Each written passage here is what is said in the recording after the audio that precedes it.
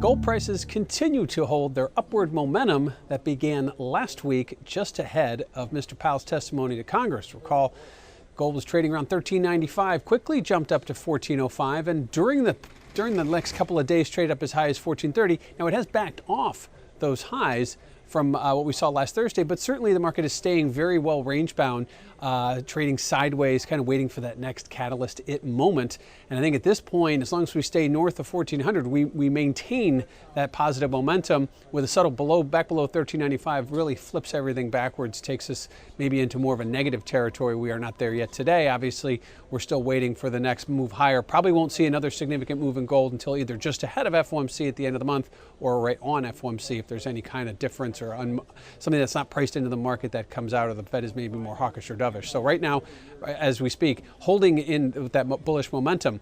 And if you look at the dollar trades, well, it's off those lows put in after June FOMC, but starting to run out of gas a little bit. Dollar's sort of upticking slowly. We've seen pretty good fluctuations to the highs and lows of the ranges recently, but certainly not seeing any kind of breakout trade. The dollar is going to continue to be sort of subdued here, which won't really give gold a bid, too much of a bid here, but it certainly isn't going to force it to go down. So the dollar and gold working as they have historically, with the dollar sort of running out of steam and gold sort of holding its bullish momentum. If the dollar tanks to the downside, look for gold, another reason why gold will go higher. If the dollar firms up, I'm not necessarily thinking that gold's going to go down, at least not until we get through the Fed meeting at the end of the month. Lastly, look at that positioning.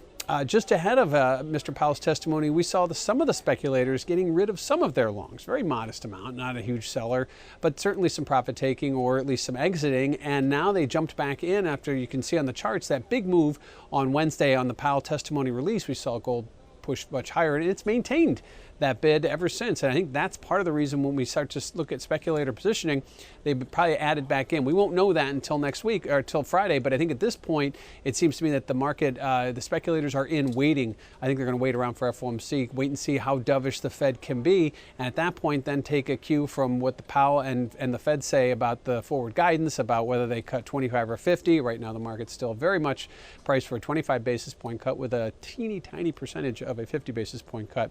But after last week's testimony, that is to be expected. And I think at this point, speculators are willing to wait at least until the days prior to FOMC to hold on to what they have, maybe getting a quick bid here if there's some kind of event, other event that's not being priced, pushing gold prices higher. So gold prices, since the Powell testimony, holding on to that momentum. How long can they hold it? Well, likely for another 2 weeks till we get to the end of the month and that big expected July FOMC rate cut.